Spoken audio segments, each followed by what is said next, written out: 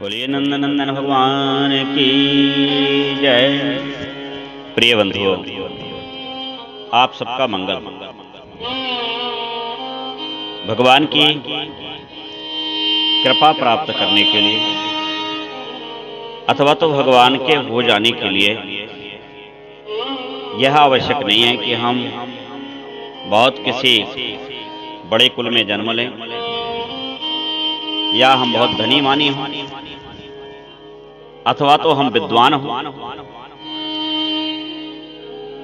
नहीं भैया, भगवान सुंदर को, धनवान को, ज्ञानवान को, विद्यावान को, जहां तक कि और क्या कहें, अनेक प्रकार के तप साधनों को सिद्ध करने वाले को भी भगवान प्राप्त हो जावे अथवा तो भगवान केवल उन्हीं से प्रेम करते हो, उन्हीं से प्रसन्न होते हो, ऐसा नहीं। भगवान तो प्रेम से प्रकट होते हैं। मानस में क्या सुंदर भाव है।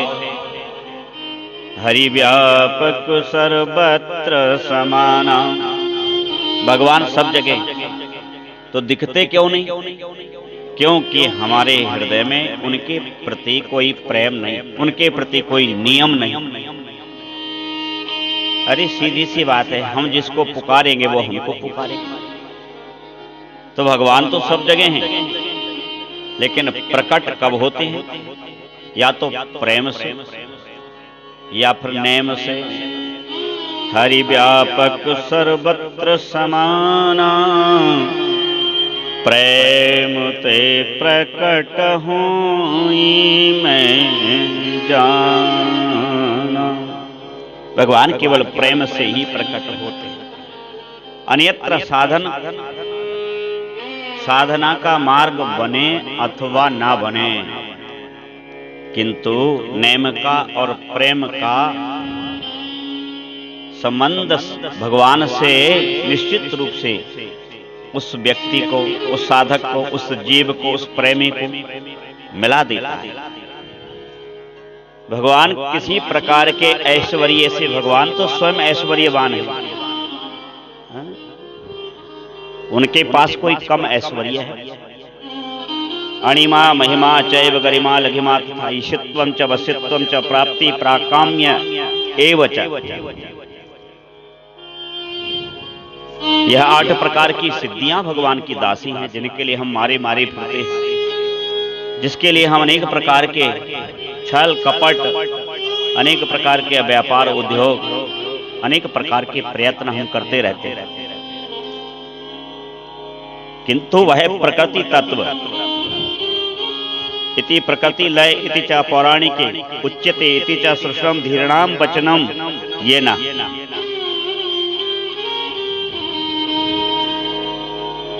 ब्रह्म की उपासना का अलग अलग फल बताया गया। ईशावास्योपनिषद में स्पष्ट कहा है कि अन्य देवाहु संभावदन्या संभवादन्यात् आहुर संभवात इति सुश्रम धीराणाम ते नस्तत् विचक्षिरे। अर्थात उस परमात्मा की जो व्यक्त, जो कार्य ब्रह्म परमात्मा हैं, जो अव्यक्त परमात्मा हैं, जो कार्य ब्रह्म है और जो कारण ब्रह्म है, उनकी उपासना का अलग ही फल कहा गया है।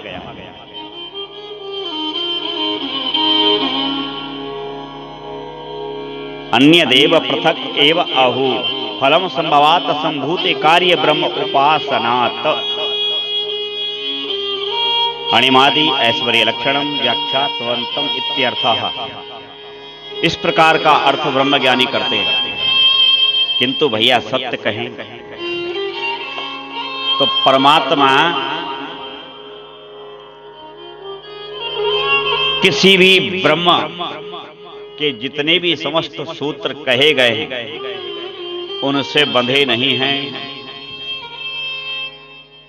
वह तो व्यक्ति की उपासना, भावना, नेम, प्रेम पर व्यक्त और अव्यक्त होते रहते हैं। हमारा प्रेम है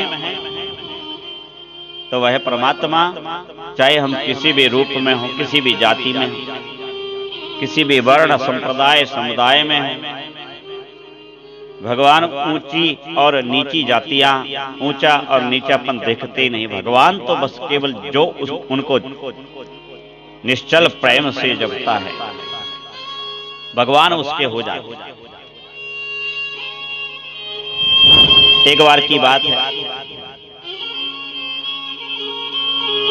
एक गांव में एक बड़ा भोला भाला एक ग्वाला रहता था। उस ग्वाले का नित्य नियम था, पशुओं को चराने ले जाया करता था। संयोग से वहीं एक देव मंदिर था, भगवान शिव का शिवालय, महादेव का मंदिर था। और उस महादेव और देव स्थल पर एक पुजारी जी पूजा करने जाया करते थे। जब कभी उसको मौज आती, मन होता, तो वह पशु चराते चराते वहां आकर के पुजारी जी के पास बैठ जाता और पुजारी जी उसको समझाते कि अरे तेरा जन्म पशुओं में रह करके पशु जैसा ही हो गया है, अरे कुछ नहीं किया कर तो कोई तो नियम बांध ले। जब उसको बहुत बार ऐसा कहा गया तो एक दिन उसकी अवचेतन मन पर प्रभाव पड़ा और उसने महाराज से हाथ जोड़ करके पूछा कि हे पंडित जी, आप कृपा करके हमको ये बतलाइए कि मैं क्या नियम करूं, ऐसा नियम बताना जो मुझसे सद जावे। पंडित जी ने कहा कि भाई देख, तू ऐसा किया कर, सुबह उठ करके और सर्वप्रथम तो स्नान किया कर। बीच में नदी पड़ती थी, बोले इस नदी में आकर के स्नान किया कर। वो सुन के घबरा गया, अरे बाबा क्या कह रहे हो, ऐसी सर्दी में मैं नहीं नहाऊं। बोले पहले सुन तो ले पूरा उपाय। नहा करके उसमें से एक लोटा जल भर करके यहाँ भगवान शिव पे आके चढ़ाइयो। भगवान शिव को बेलपत्र तोड़ करके उनके तृण बिंदु निकाल करके, जो डंठल में एक डंठल होता है, गांठ होती है, उसको निकाल करके बिल्व पत्र सबको चढ़ाना चाहिए, अन्यथा वह भगवान को वज्र के समान कष्ट देता है। सभी को निवेदन करें कि बिल्व पत्र कभी भी महिलाओं को वृक्ष से नहीं तोड़ना चाहिए, किंतु सभी माताओं को, सभी कन्याओं को बिल्व पत्र भगवान महादेव पर जरूर चढ़ाना चाहिए। बिल्व पत्र में 3 पत्र होते हैं, मध्य का पत्र पकड़ करके बिल्व पत्र को हमेशा उल्टा ही चढ़ाना चाहिए, सीधा नहीं चढ़ाना। तो पंडित जी बोले कि तुम बिल्व पत्र चढ़ाओ, चंदन चढ़ाओ, चावल चढ़ाओ, इससे देवादिदेव महादेव अति प्रसन्न होते हैं। और फिर बने तो धूप दीप आरती भोग करो, आधा परिक्रमा करो भगवान भोलेनाथ, इससे तुम्हारे समस्त पाप समाप्त हो जाएं। तो उसने कहा कि बाबा एक बात बताओ, भगवान भोलेनाथ दर्शन देंगे? अपना पल्लू छुड़ाने के लिए पंडित जी ने कह दिया कि हाँ दर्शन देंगे। वो घर आया, लेकिन दूसरे दिन ठंड बहुत थी, उसका मन बदल गया, ना स्नान किया ना भगवान के पास गया। पुनः जब आया, क्यों बेटा आज तुमने किया था नियम? वो बोला महाराज आपने इतना लंबा चौड़ो नियम हमको बता दिया, यो तो हम पे बने वो ना, लेकिन हाँ इतना जरूर है कि आप हमें कोई सीधो साधो उपाय बता दो। पंडित जी सीधे भाव से कहने लगे कि भगवान तो सब चीज से राजी होते हैं, भगवान को तो कोई प्रेम से गाली देवे तो भी भगवान रीझते हैं, भगवान को कोई दुलारे च मारे। अब वो तो ग्वाल तो था, उसको जम गई कि बस पंडित जी कल से। और बोले समय? पंडित जी ने टालते हुए कहा कि समय भी साधक अपने अनुसार तय कर ले, लेकिन समय पक्का होना चाहिए, समय का पक्का हो, नियम पक्का होना चाहिए, चाहे जप हो चाहे भजन हो, नियम से करें। जिस समय का आपने अपना संकल्प लिया है उसी समय में पूजन। ऐसा नहीं कि आज सुबह 6 बजे नहा लिए, कल 9 बजे नहाएंगे, परसों 12 बजे और दूसरे दिन तो सुबह 6 बजे तक ही यही कार्यक्रम चल रहा है। तो इस तरह से नियम का पक्का। अब क्या था, ग्वाले ने नियम बांध लिया और उसने कहा भगवान भोलेनाथ और तो मैं कुछ जानू ना, लेकिन 4 गाली और 4 लठ आप मैं प्रतिदिन दूंगा। अब वो मध्याह्न में पशुओं को बैठा करके भोजन करने आवे तो पहले नहाए, और फिर अपना लठ उठाए और भगवान में 4 लठ और 4 अप्रिय वचन बोले। ऐसे करते करते बहुत दिन हो गए। एक दिन की बात, बाढ़ आ गई, बरसात का मौसम आया। बाढ़ में इतनी बाढ़ आई कि महाराज बाढ़ के कारण नदियां नाले सब एक हो गए। अब मंदिर उस पार था, कैसे जावे। अब पुजारी जी पूजा की थाल लिए खड़े, तो पुजारी जी डर के मारे बह जाऊंगा तो जाए नहीं। लेकिन इतने में उसका मध्याह्न का समय हुआ और उसने उठाया डंडा और चला। सबने कारे बह जाएगा, बहुत बहाव है।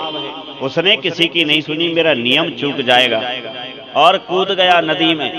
और बहते बहते बहते बड़े कष्ट से पहुंचा और जाकर के भगवान में 4 तो लठ दिए और 4 अप्रिय वचन कहे। भगवान भोलेनाथ प्रकट हो गए और प्रकट होकर के कहा कि मांग ले वरदान, मैं तुझसे बहुत प्रसन्न हूं। भगवान प्रसन्न हो गए। ग्वाले ने कहा, प्रभु आप पंडित जी इतने ध्यान से पूजन करते हैं, उनसे प्रसन्न नहीं हुए। वेद मंत्रों से पूजन करते हैं, बहुत सारी षोडशोपचार से, मुझ गमार से कैसे रीझ गए। बोले इसीलिए रीझ गए कि तू निश्चल है, तू निष्कपट है। और निश्चल जिनके मन में कोई राग देश नहीं होता है, वही मुझे प्रिय होते हैं। हरि व्यापक सर्वत्र समाना, प्रेम ते प्रकट होई मैं जाना। भगवान केवल प्रेम से और नेम से रीझते हैं।